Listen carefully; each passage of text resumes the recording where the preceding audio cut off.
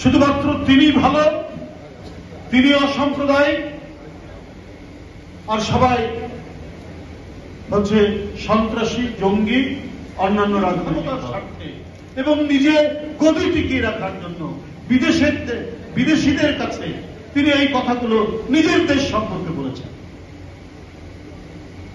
শুধুমাত্র তিনি ভালো, তিনি অসাম্প্রদায়িক, আর সবাই হচ্ছে সন্ত্রাসী, জঙ্গি, অন্যান্য রাজনৈতিক দল। আজকে আপনাদের বক্তব্যে শেখ হাসিনার এই ঘৃণ্য মনোবৃত্তির উপযুক্ত জবাব দিয়েছেন। এই দেশ শত শত বছর ধরে সাংস্কৃতিক সমন্বয়ের মধ্যে দিয়ে গড়ে উঠেছে। আপনাদেরকে শুধু একটি উদাহরণ দেই। এদেশের এই উপমহাদেশের এক বিখ্যাত ঐতিহাসিক, যিনি ব্রিটিশ আমলের শেষে ঢাকা বিশ্ববিদ্যালয়ের ভাইস চ্যান্সেলর ছিলেন, তার নাম doctor R C. Majumdar, doctor Ramesh Chandra Majumdar. তিনি একটি কথা বলেছেন, তার বই আছে 4 খণ্ডের, হিস্ট্রি অব বেঙ্গল। তার 4র্থ খণ্ডে তিনি দেখাচ্ছেন গবেষণা করে যে এই দেশের আজ থেকে 500-600 বছর আগেও কি অদ্ভুত সাংস্কৃতিক সমন্বয়। আমাদের এই বাংলায় উপাখ্যান আছে না, চাঁদ সদাগরের উপাখ্যান, লক্ষিন্দর বেহুলার সেই কাহিনী, সেই মনসা দেবীর সাথে চাঁদ সদাগরের যে দ্বন্দ্ব, সেই দ্বন্দ্বের কথা আমরা জানি। এবং তারপরে তো একটা বড় উপাখ্যান।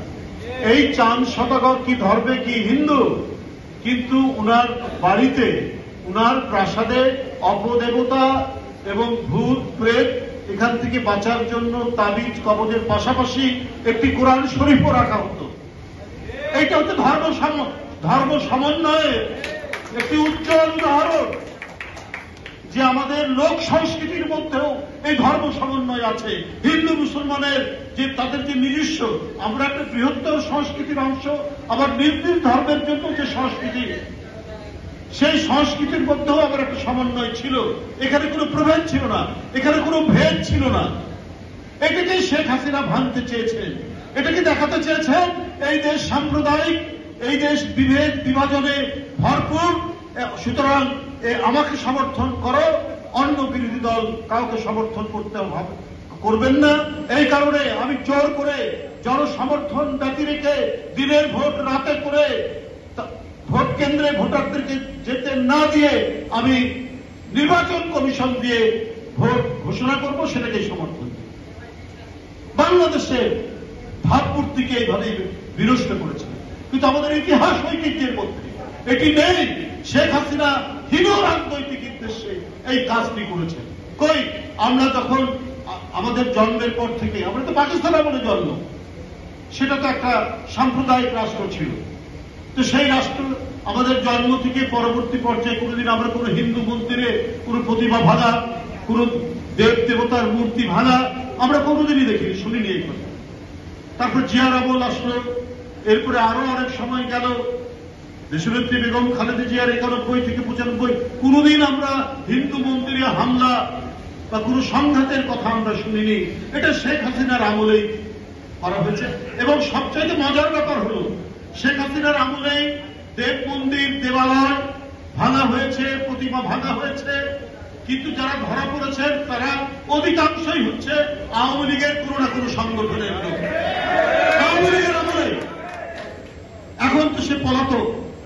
শিশুদের রক্ত পান করে, কিশোরদের রক্ত পান করে, রিক্সাওয়ালা শ্রমিকদের রক্ত পান করে জনতার উত্তাল তরঙ্গের যে ঢেউ, সেই ঢেউয়ের তোড়ে তিনি দেশ ছেড়ে পালিয়েছেন। তো পালানোর পরেও কিন্তু ওনার ষড়যন্ত্র কিন্তু থামছে না। গত যে দুর্গাপূজা হলো, যে শোকু বলে গেছে, এই দুর্গাপূজায় নানা ধরনের চক্রান্ত ষড়যন্ত্র ছিল। এই চক্রান্ত ষড়যন্ত্রের একসাথে আমরা মোকাবেলা করেছি, হিন্দু মুসলমান সকল ধর্ম সকল